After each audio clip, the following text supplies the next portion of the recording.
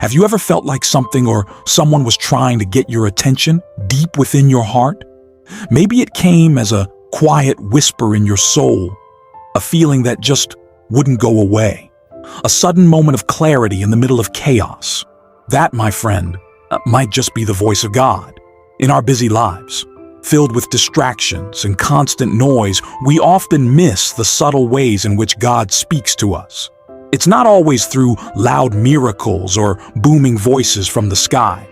Most times God speaks gently. He nudges. He whispers. He shows up in ways that require a quiet heart and open spirit to recognize. God is always speaking. Through His Word, through the people around us, through our circumstances, and even through the deepest desires placed in our hearts. But sometimes we ignore His voice, not because we don't want to hear Him, but because we don't recognize it. Let's take a journey today, a journey to open our hearts and ears to the voice of our Heavenly Father. Let's discover how God speaks to us and how we can start listening more closely. In the Bible, we see countless examples of God speaking. He spoke to Moses through a burning bush. He spoke to Elijah in a gentle whisper. He called Samuel in the quiet of the night. And He speaks to us today, right where we are, in the middle of our everyday lives. Sometimes God speaks to us through the Scriptures. The Bible is not just an ancient book. It is alive, powerful, and deeply personal. When you open your Bible, don't just read it like a textbook. Read it with expectation. Ask God to speak to you through His Word. You'll be amazed at how certain verses suddenly feel like they were written just for you. That's not a coincidence. That's God speaking. Other times, God speaks through people. He might send a friend to encourage you, a pastor's sermon that hits right at the core of your struggle, or a stranger's words that feel like an answer to your prayer. God uses people as messengers. When someone speaks words of truth, love, or correction, take a moment to pause. Maybe God is trying to get your attention through them. God also speaks through our circumstances. Maybe a door closes that you were so sure was meant to open. Maybe a job you wanted didn't work out, or a relationship ended. These moments can feel confusing and painful, but often they are God's way of redirecting you. Not every closed door is rejection. Sometimes it's protection. Sometimes it's a redirection toward something far better. And what about that inner tug in your heart? That gentle nudge that says, this is right, or this doesn't feel right. That still, small voice inside you that aligns with peace, love, and truth. That's the Holy Spirit. When you're walking closely with God, the Holy Spirit becomes your guide. He doesn't shout, but He leads with peace. Follow that peace. Trust it. That's often where God is. But here's the thing, God won't force us to listen. He invites us. He gently calls us. And we have the choice to respond or to ignore. And too often, we ignore. Not intentionally. Sometimes we're just too distracted, caught up in worry, rushing from one thing to the next, or scrolling endlessly through our phones.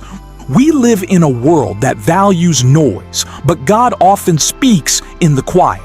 That's why it's so important to create space for Him. Find quiet moments.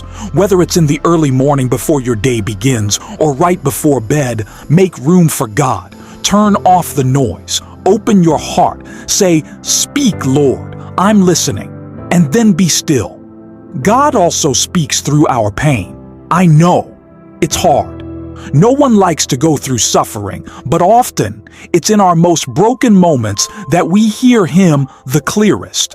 When everything else falls away and we have nowhere else to turn, we finally lift our eyes to Him.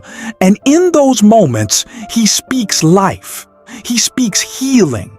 He speaks hope. Remember the story of Joseph? Betrayed by his brothers, sold into slavery, imprisoned unjustly? Yet through it all, God was with him. And in the end, Joseph saw that everything he went through was part of God's plan. What others meant for harm, God used for good. So if you're going through something painful right now, don't lose heart. God may be speaking to you through it, drawing you closer, teaching you to trust, preparing you for something greater. And yes, God speaks through our dreams too. He's done it all throughout the Bible, from Joseph in Egypt to Daniel in Babylon. Sometimes he uses dreams to reveal things we need to know or to remind us that he is near. So don't dismiss those moments when you wake up with something heavy or meaningful on your heart. Pray about it. Ask God if it's from him. The most beautiful part of all of this is that God wants a relationship with you.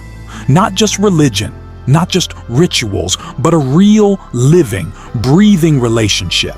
He loves you more than you can imagine. He knows your thoughts, your struggles, your joys, your doubts, and he still wants to walk with you every single day. Jesus said in John 10:27, "My sheep hear my voice, and I know them, and they follow me."